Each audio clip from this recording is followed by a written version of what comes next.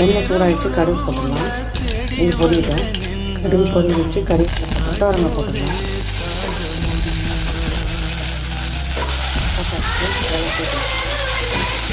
இப்போ லைட்டாக மஞ்சள் பொடி போட்டுடலாம். இப்போ லைட்டாக உப்பு போட்டுடலாம்.